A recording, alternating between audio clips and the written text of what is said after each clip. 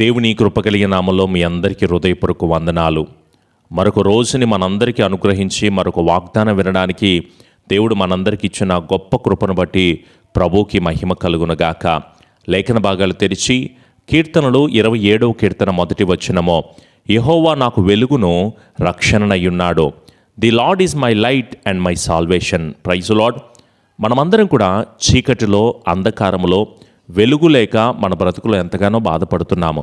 అయితే ప్రభు ఈ భూమి మీదకి వచ్చి చెప్పిన మాట, నేనే మార్గమును, నేనే సత్యమును, నేనే జీవమును. ఎందుకంటే పూర్వకాలం ఒక మాట మాట్లాడుతూ ఉండేవాళ్ళు, అసతోమ సద్గమయ, తమతోమ జ్యోతిర్గమయ, మృత్యోన్మ అమృతంగమయ అనేవాళ్ళు. అంటే అసత్యములో నుంచి మేము సత్యంలోకి ఎలా నడవాలి, మాకు ట్రూత్ ఎలా తెలుస్తుంది, నిజమైన సత్యము మనకు ఎలా తెలుస్తుంది, అలాగే చీకట్లో ఉంటున్న మాకు వెలుగులోకి మేము ఎలా నడిపించగలము, మరణాపాయ పరిస్థితుల్లో ఉంటున్న మాకు జీవంలోకి ఎలా నడిపించగలము అనే ఆలోచన చేస్తూ ఉంటున్న టైంలో యేసయ్య వచ్చి చెప్పిన మాట, నేను మిమ్మల్ని సత్యములోకి నడిపిస్తాను. చీకటిలో, అంధకారంలో, పాపములో, అన్యాయమైన బ్రతుకులో జీవిస్తున్న నీ జీవితాన్ని దేవుడు వెలుగులోకి నడిపించడానికే వచ్చాడు. మనమందరం మరణానికి భయపడతాము కదా. మరణపు ముళ్ళును విరిచి 3వ దినమున తిరిగి లేచిన దేవుడు, మృత్యుంజయుడిగా ఉంటున్న దేవుడు, ఆయన్ని నమ్ముకుని ఆయన్ని విశ్వసించి ఆయన్ని అడిగిన వారికి కూడానంట దేవుడు మనను ఆ జీవమైన ప్రదేశంలోకి మనలను, మన కుటుంబాలను నింపి నడిపిస్తానని మాట్లాడుతుంటే ఆయనే వెలుగుగా ఉంటున్నాడు. నీ బ్రతుకులో నువ్వు పడుతున్న కష్టానికి, నష్టానికి వెలుగు లేక ఇంకా చీకట్లోనే ఉండిపోయి ఎవరు నాకు సహాయం చేస్తారు, ఎవరు నాకు తోడుంటారు, నాకు నేడెవరు పాస్టర్ గారు, ఎంతగానో కృంగిపోతున్నానండి, కలవరపడుతున్నాను, ప్రతిరోజు ఏడుస్తున్నాను, నన్ను దీవెన వైపుకి నడిపించేది ఎవరు, ఆనందంగా నన్ను నింపేది ఎవరు, ఆశీర్వాదకరంగా నడిపించేది ఎవరు, ఈ దుఃఖాన్ని తీసేది ఎవరు అని చెప్పేసి ఎంతగానో ఎదురు చూస్తూ, బాధపడుతూ, దిగులు పడుతూ, అయ్యో ఎంతో కాలం నుంచి ఎదురు చూస్తున్నానండి, విడుదల లేక బాధపడుతున్నానండి అనుకుంటున్నావేమో. దేవుడే ఈరోజు నీతో మాట్లాడుతున్న మాట, పాపములో ఉంటున్న నిన్ను, అన్యాయములో ఉంటున్న నిన్ను, అక్రమమైన బ్రతుకులో జీవిస్తున్న నీ జీవితాన్ని అబద్ధాలతో, నీతి లేక, లోక సంబంధమైన విషయాలకి ఎంతగానో బందీ అయిపోయిన నీ బ్రతుకుతో ప్రభు మాట్లాడుతున్నారు. రండి, ఈ 40 రోజులు మనం చేస్తున్న ఈ ప్రార్థనలో, ఉపవాస ప్రార్థన చేస్తూ దేవుని దగ్గర మొరపెడుతూ మనం వేడుకుంటున్న ప్రతి విషయాలను కూడా దేవుని నీ జీవితాన్ని వెలుగుమయమై నడిపించబడునుగాక. ఇప్పుడు దాకా నీవు ఉంటున్న బ్రతుకు, నీవు చేస్తున్న కార్యాలన్నీ కూడా ఇదే జీవితం అనుకుంటా, ఇదే బ్రతుకంటా అని నువ్వు అనుకుంటున్నావేమో. లేదు, నిన్ను వెలుగుమయంగా నడిపిస్తాడు. అత్యద్భుతమైన రీతిలో నీకు రక్షణనిచ్చి, విడుదల ఇచ్చి, కృప చూపి ఆశీర్వాదకరంగా నడిపిస్తాడు. నీకున్న కుటుంబ సమస్య ఏదైనా అయి ఉండొచ్చు, జాబు కోసం, సీటు కోసం, ఎగ్జామ్స్ విషయంలో, ఇల్లు కట్టుకున్న విషయాల్లో, వాటెవర్ నువ్వు పడుతున్న బాధ, శోధన, ఇబ్బంది ఏదైనా అయి ఉండొచ్చు. నువ్వేం దిగులు పడొద్దు. నీకు గర్భఫలమును దేవుడు అనుగ్రహిస్తాడు, వివాహాలను దేవుడు అనుగ్రహిస్తాడు, మంచి జాబ్స్ నువ్వు పొందుకుంటావు. నీకున్న ఆర్థికపరమైన సమస్య అంతా కూడా అప్పులతో, ఈఎంఐలు కట్టుకోలేక నువ్వు వేదన చెందుతున్న ప్రతి శోధన నుంచి దేవుడు నీకు విడుదల ఇవ్వబోతున్నాడు. నీ గొడవలన్నిటి నుంచి కూడా పరిష్కారాన్ని దేవుడు అనుగ్రహించబోతున్నాడు. స్వస్థత, ఆశీర్వాదము, మేలుల చేత దేవుడు నిన్ను నింపుతాను, నిన్ను వెలుగైన స్థితిలోకి నడిపిస్తానని ప్రభు మాట్లాడుతున్నాడు. ఆయన మాట నమ్మదగినది. వాగ్దానము చేసిన దేవుడు నమ్మదగినవాడు. ఆయనకంటే నమ్మదగిన వారు ఈ భూమి మీద ఎవరున్నారు? మనుషులను నమ్ముకుంటున్నావేమో, వాళ్ళు నిన్ను ముంచేస్తారు.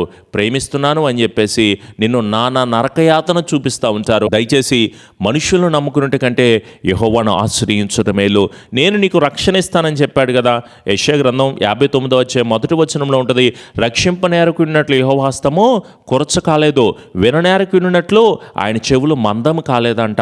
అంటే నిన్ను రక్షించాలని ఇష్టపడుతున్నాడు.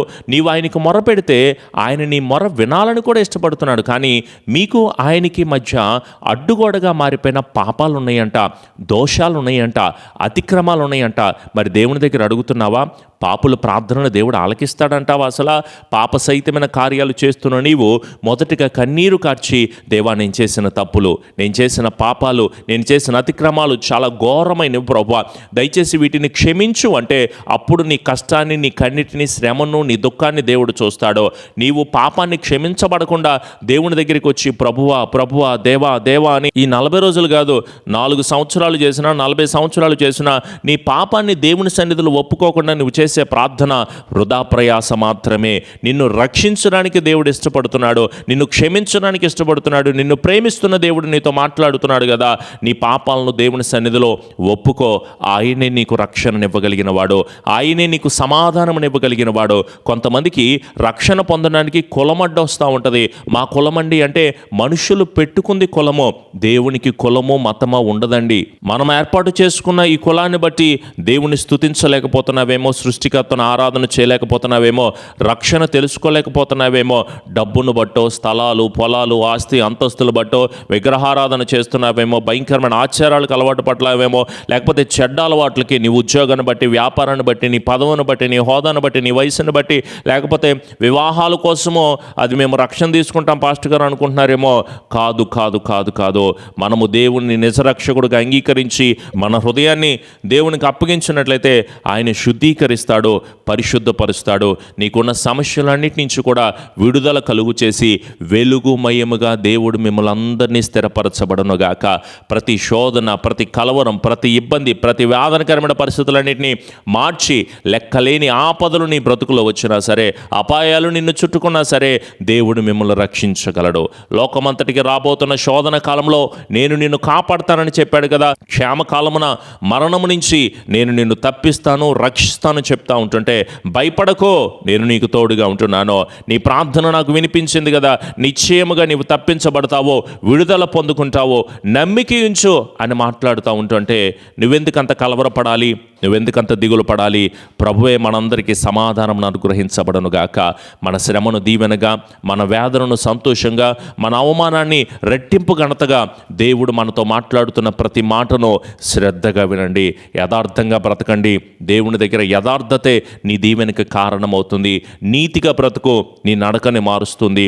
నీవు దేవుని స్తుతి చేయి, నీ స్థితిగతులను మార్చేది నీవు చేసే స్తుతించడము, ఆయనకు చెల్లించే కృతజ్ఞతాస్తుతులు కదా. వాక్యాన్ని ప్రతిరోజు చాలా శ్రద్ధగా వినో, అది నీ జీవితాన్ని మారుస్తుంది. ప్రార్థన చక్కగా చేయి, నీ ప్రవర్తన మారేలాగా చేస్తుంది.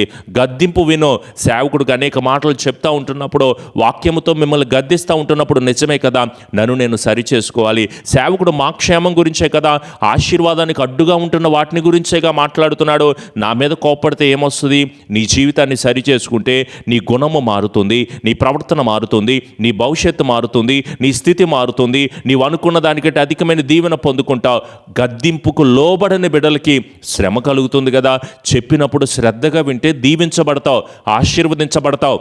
40 రోజులు కన్నీటితో ప్రార్థన చేయమని చెప్పాను, వినని జనులు నశించిపోతారు కదా. ఆయన దగ్గరే ప్రాధేయపడు, ఆయననే అడుగు. దయచేసి దేవా నన్ను క్షమించయ్యా, నాకు విడుదల కలుగు చేయి ప్రభువా, నీ కృప ఉంటేనే, నీ దీవెన ఉంటేనే నేను పొందుకోగలను అని ఎప్పుడైతే నువ్వు అడుగుతావో అప్పుడే క్షమాపణ పొందుకుంటావు. అద్భుత కార్యాలు నీ జీవితంలో జరుగుతాయి. దేవుని సన్నిధిలో మొరపెట్టండి, ప్రార్థన చేయండి. దేవుడు మిమ్మలను మీ కుటుంబాలను దీవించునుగాక. ప్రార్థన. కృపాసత్య సంపూర్ణుడా, మా గొప్ప దేవ, ఏ పాటి వారము తండ్రి, ఏ స్థితి కలిగిన వారం ప్రభువా, వాక్యము చెప్పుటకు యోగ్యత లేకపోయినా నీ పరిశుద్ధాత్మ అభిషేకమును ఇచ్చి ప్రతిరోజు నీ జనులతో మాట్లాడుతున్నందుకు వందనాలు ప్రభువా.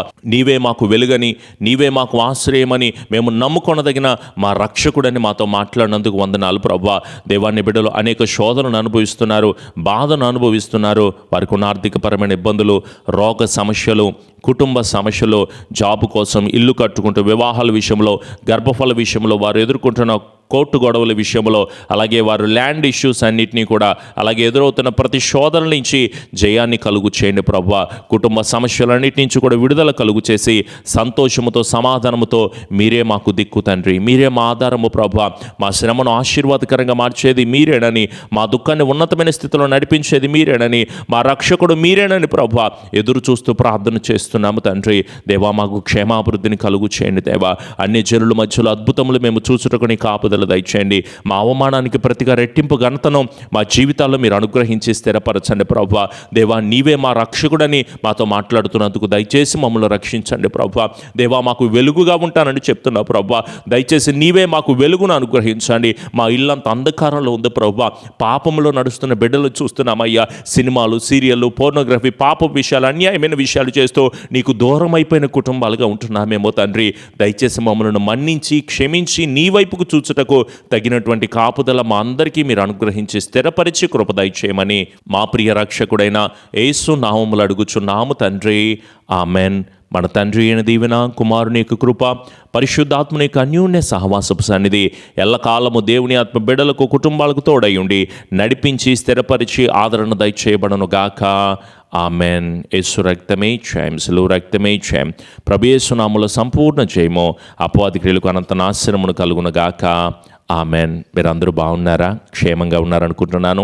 ప్రతిరోజు ఉదయకాలమందు 6 గంటలకు లైవ్ ఆరాధన వస్తుంది, తప్పకుండా ఏకీభవించండి. అలాగే వాక్యాన్ని మీ స్నేహితులకి, బంధువులకు కూడా షేర్ చేయండి. మీ ప్రార్థన అవసరతలు తెలియచేయండి. ఈ పరిచర్య గురించి, కట్టబడుతున్న మందిరాల విషయంలో కూడా మీ అనుదిన ప్రార్థనలో జ్ఞాపకం ఉంచుకోండి. దేవుడు మిమ్ములను, మీ కుటుంబాలను సమృద్ధిగా దీవించునుగాక. ఆమెన్.